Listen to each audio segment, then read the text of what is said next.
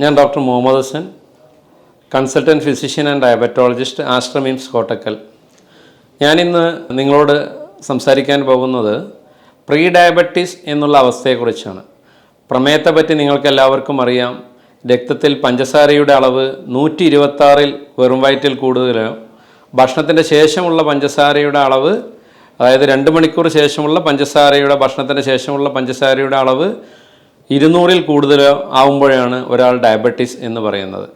എന്നാൽ pre diabetes എന്നുള്ള അവസ്ഥ ഇതിൻ്റെ തൊട്ട് മുന്നത്തെ, അതായത് ഒരാളുടെ ഷുഗർ 100-ൻ്റെയും 125-ൻ്റെയും ഇടയിൽ വരുമ്പോഴാണ് അദ്ദേഹം ഇമ്പയർഡ് ഫാസ്റ്റിംഗ് ഗ്ലൂക്കോസ് ടോളറൻസ് അല്ലെങ്കിൽ പ്രീ ഡയബറ്റീസ് എന്ന അവസ്ഥയിലെത്തുന്നത്.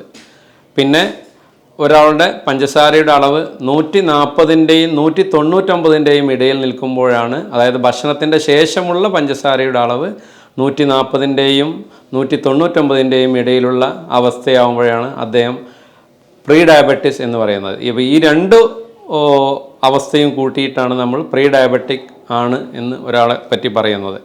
പ്രീ ഡയബറ്റീസിൻ്റെ പോലെ തന്നെ എല്ലാവിധ പാർശ്വഫലങ്ങളും ഉണ്ടാക്കാവുന്ന അവസ്ഥയാണ്.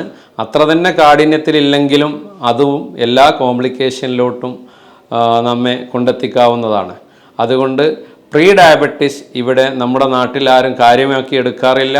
പക്ഷേ പ്രീ ഡയബറ്റീസ് പേഷ്യൻറ്റിന് 5 വർഷം കൊണ്ട് പ്രമേഹത്തിൻ്റെ എല്ലാ കോംപ്ലിക്കേഷൻസും അദ്ദേഹത്തിനും വരാവുന്നതാണ്. അതിനാൽ പ്രീ ഡയബറ്റീസ് ശക്തമായി വ്യായാമത്തിലൂടെയും ഭക്ഷണ ക്രമീകരണത്തിലൂടെയും നിങ്ങൾ ക്രമീകരിക്കണം. അങ്ങനെ നിങ്ങൾ 100-ൻ്റെ താഴത്ത് ഫാസ്റ്റിംഗ് ഗ്ലൂക്കോസ് ടോളറൻസ് എത്തണം.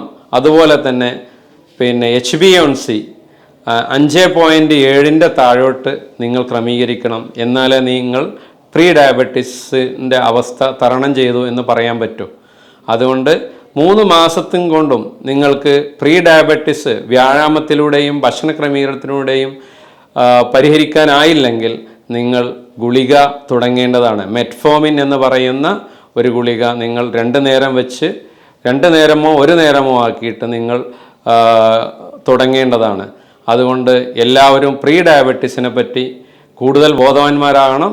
ഇത് പ്രമേഹത്തിൻ്റെ എല്ലാ പാർശ്വഫലങ്ങളും ഇതിന് വരുന്നതാണ്. അതുകൊണ്ട് പ്രീ ഡയബറ്റീസ് എന്നുള്ള അവസ്ഥ നിങ്ങൾ ശക്തമായി നിയന്ത്രിക്കുകയും അതിനുകൊണ്ടുള്ള പാർശ്വഫലങ്ങളൊക്കെ നിങ്ങൾ തരണം ചെയ്യുകയും വേണം. അതുകൊണ്ട് നിങ്ങൾ പ്രീ ഡയബറ്റീസ് എന്നുള്ള അവസ്ഥയെ ശ്രദ്ധിക്കുകയും ശരിയായ രീതിയിൽ ചികിത്സ തേടുകയും വേണം. അതാണ് എനിക്ക് പ്രീ ഡയബറ്റീസിനെ പറ്റി പറയാനുള്ളത്. നന്ദി, നമസ്കാരം.